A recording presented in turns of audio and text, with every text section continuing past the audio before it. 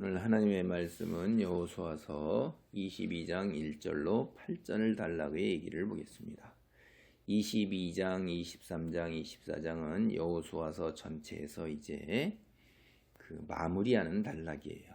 크게 이렇게 등분을 나눠볼 때 영어로 보면 이제 에필로그에 해당되는 거죠. 끝 마무리할 때 여호수아가 이제 하나님 부르심을 받아 갈 날 자기가 생각하고 있는 거예요.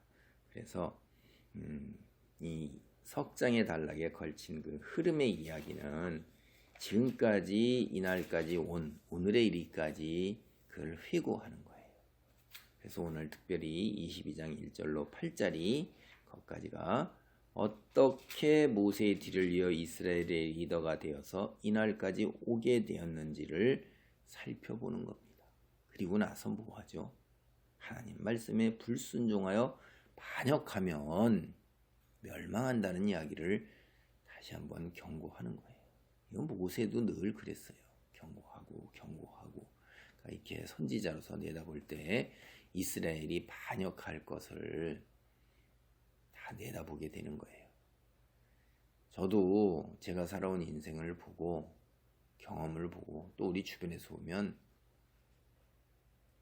이게 그리스도인으로서 이 땅에서 살아가는 것이 가능한 일인가 하는 거예요. 이거 불가능합니다. 교회 다니지만 세상 사람들하고 다를 바가 없는 거예요. 목사라고 해서 세상 사람들하고 뭐가 달라요? 그러지 않습니다. 그 스피커라 이 말이에요. 하나님의 영이 임하시고 하나님의 말씀을 깨달을 때 입술로 전하는 거지 자기가 무슨 그렇게 거룩한 입에서 터져나오는 그만한 거룩한 모습으로 뭐 살아가고 있다. 개뿔도 아닙니다. 이거 전혀 안 그래요. 인간은 아무도 그렇게 할 수가 없어요. 예수님 빼놓고는. 예수님은 인간이 아니에요 사실. 예수님은 인간이라면 어떻게 사흘 만에 죽었다 일어나시고 그 다음에 수많은 기적을 행하실 수 있어요. 인간이라면 죽은 자를 살리실 수 있어요. 질병을 치유하시고 무리를 걸으시고 오병이어의 기적을, 그런 인간이 있으면 나와보라고 그러세요. 신입니다. 신이 인간의 모습으로 이 땅에 온 거예요. 이거는 일찍부터도 하나님을 믿지 않는 사람들도 다 신의 현현, 에피파네 이런 얘기 다 했단 말이에요. 신이 왔다. 로마의 황제를 신으로 떠받든 거예요. 다. 그뿐만 아니라 그 적그리스도의 원형으로 치는 에피파네스 4세라는 그 셀루쿠스 왕조가 거기. 아이고 얼마나 이스라엘 그 탄압하고 그 이름이 에피파네스의 신의 현현이에요. 그러니까 인간이 그 고대 인간에서 왕들은 다 자기가 신의 자손이고 신으로 온 거다. 육체의 모습을 가졌지만 이렇게 생각한 거예요. 이 육체를 지닌 사람은 육체를 거스리는 거는 불가능해요. 턱도 없는 얘기입니다. 조금만 배고프고 조금만 목마르고 조금만 춥고 그럼 뒤집어지고요. 시기 질투에 못 살아요. 상대적 비교 속에서 언제나 죽어나가요. 이 땅에 전쟁이 끝이지 않을 겁니다. 절대로 남 잘 되는 꼴 못 보고 적자생존, 약육강식 이게 뭐 인간이 의지적으로 뭐 어떻게 될 것 같아요? 안 그런 척하는 거지. 저는 상당히 이런 데에서 부정적이에요. 역사가 그렇게 증명하고 있고 우리 주변의 삶에서 그렇잖아요. 오죽하면 사촌이 땅을 사면 배가 아파요. 사촌이 땅을 사면 나한테 빌어먹으러 오지 않으니까 고맙잖아. 아이고 잘 됐구나. 그리고 하나라도 떨어지는 떡고물이라도 있을 거 아니야. 그럼 잘 됐구나 해야 되는데 걔가 나보다 더 가졌다는 그 사실 하나로 그냥 신경이 비틀어지고 스트레스 받고 온몸이 다 그냥 쑤시고 아픈 거예요. 이게 인간입니다. 그래서 불순종하고 반역할 수밖에 없는 거예요. 하나님을 전적으로 믿고 의지하고 순종하고 따르고 옆길래 눈 돌리지 말아야 되는 거예요. 말 같은 거 보세요. 응? 옆에다가 눈 옆에 딴 데로 돌리지 못하게 하잖아요. 꿩 키울 때도 그렇게 하고. 그렇게 하고 살아야 되는 거예요. 그게 하나님 말씀이 옆에 가드가 돼야 되는 겁니다.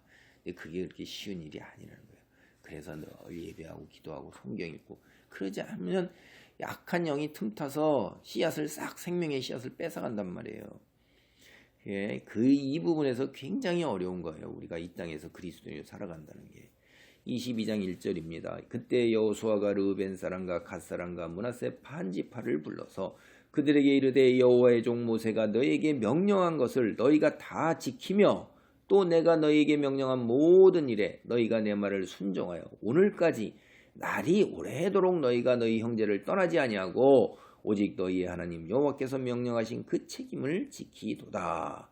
이제는 너희의 하나님 여호와께서 이미 말씀하신 대로 너희 형제에게 안식을 주셨으니 그런즉 이제 너희는 여호와의 종 모세가 요단 저쪽에서 너희에게 준 소유지로 가서 너희의 장막으로 돌아가되 오직 여호와의 종 모세가 너희에게 명령한 명령과 율법을 반드시 행하여 너희의 하나님 여호와를 사랑하고 그의 모든 길로 행하며 그의 계명을 지켜 그에게 친근히 하고 너희의 마음을 다하며 성품을 다하여 그를 섬길지니라.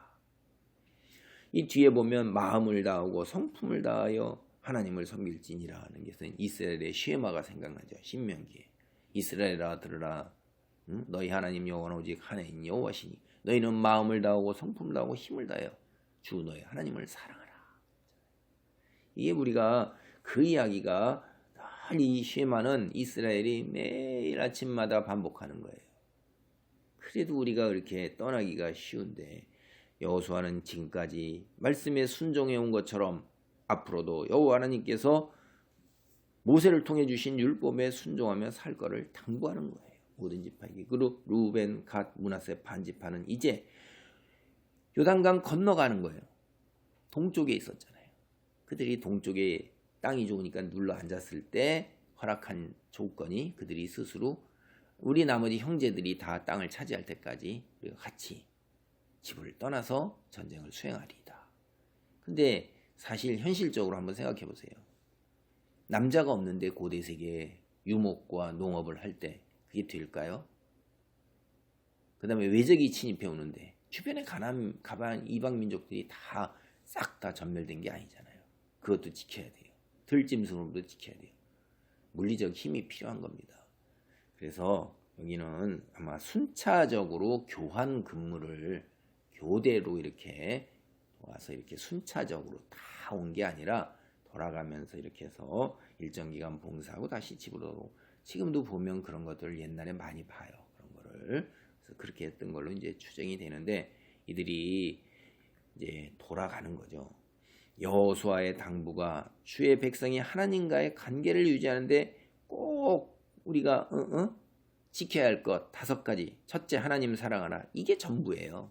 그 구체적으로 이제 2번째, 주께서 지시하는 길을 따르라. 3번째, 하나님의 명령을 지키라. 4번째, 주를 가까이 하라. 5째, 하나님을 섬기라. 이렇게 얘기하고 있는 거죠. 주 너의 하나님을 사랑하라가 그 대표적인 거예요. 이게 굉장히 엄청나게 이제 사실은 포괄적인 거잖아요. 예수님이 뭐라고 그러셨어요? 오셨을 때. 십계명이라는 게 하나님 사랑과 이웃 사랑이라고 하잖아요.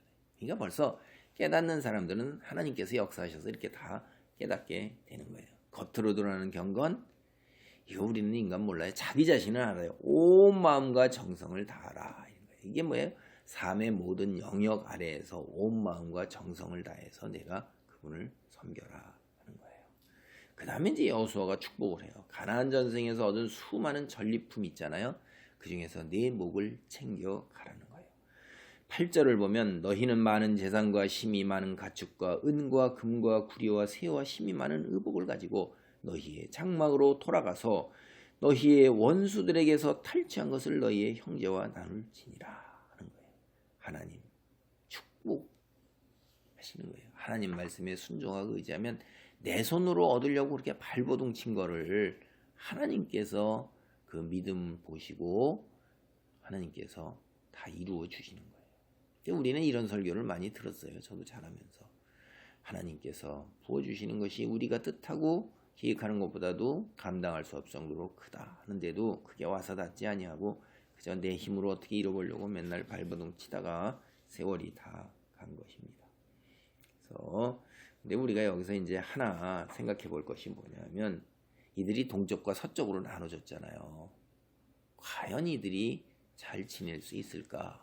왜냐하면 우리가 지리 시간에도 배웠지만 산맥하고 강이 있으면요 교류가 잘 안 돼요. 교류가 안 되면 멀어지는 것입니다. 여러분 친척이 가까워요? 이웃사촌이 가까워요? 친척 오가기가 어려운 거예요. 눈앞에서 out of sight, out of mind예요. 눈앞에서 멀어지면 마음도 멀어지는 것입니다. 자주 만나고 교제하고 서로 얼굴을 봐야지, 그래야지 정체성도 유지하고 한 가족으로 통일도 유지되고 그리고 서로 사랑이 샘솟는 거지. 뭐 이게 뚝 떨어져 가지고 보지 않으면 옆에 있는 이웃만 또 못하다는 것 우리 조상들도 다 알았어요. 그래서 그런 부분에서 우리가 이 교회 안에서 예배와 모임이 있어야 되는 건데 예배와 모임에서 뚝 떨어져 가지고 교회 나 안 나가 가난, 그 다음에 나 주일 예배만 드리면 땡, 이렇게 해가지고는 자신의 정체성 유지하기도 어려운 거예요. 이게. 그래서 우리가 이런 거에서 지혜를 가지고 사실 그렇게 되잖아요. 뒤에 가서 보면 늘 일가 친척, 지인들 그리고 교회 공동체의 구성원들과 가까이 하려는 그런 마음, 연락도 하고 기도도 하고 식사도 하고 차도 나누고 이렇게 해야 되는 것입니다. 그게 우리가 살아가는 모습이고 그것이 행복이요 하나님께 가는 은혜를 누리는 것이고 하나님께 영광을 돌리는 삶의 거룩한 모습을 드러낼 수 있는 것입니다. 하나님 사랑이 바로 그런 거예요. 뭐 하나님 사랑이라고 약선 앉아가지고 나는 금식하고 기도하고 예배만 드리며 산다. 땡, 틀린 거예요. 하나님 그렇게 할 사람은 따로 뽑아놓으신 사람이 있어요. 모든 사람은 다 그렇게 살 필요가 없는 것이고 이웃사랑이 하나님 사랑이라는 거예요. 그래서 그런 거룩한 삶의 모습을 일상에서 드러내는 것이 사실 굉장히 어려운 거예요. 도전 불가능인데 성령의 능력을 힘입어서 가능으로 만들 때 하나님께 영광이요 하나님이 살아계심을 증거하는 삶이 되는 것입니다. 아멘. 기도합니다. 할렐루야. 아버지 감사합니다. 우리가 일상의 삶에서 이웃을 사랑하는 것이 하나님을 사랑하는 것이며 하나님의 말씀에 순종하는 것임을 깨닫습니다. 그리고 하나님께서 그런 삶을 추구할 때에 내 손으로 일구는 것보다 더 많은 감당하기 어려울 정도의 축복을 주시는 것을 성경을 통해서 봅니다. 믿음 안에 거하는 놀라운 능력자로 세워 주옵소서. 예수님의 이름으로 기도하옵나이다. 아멘.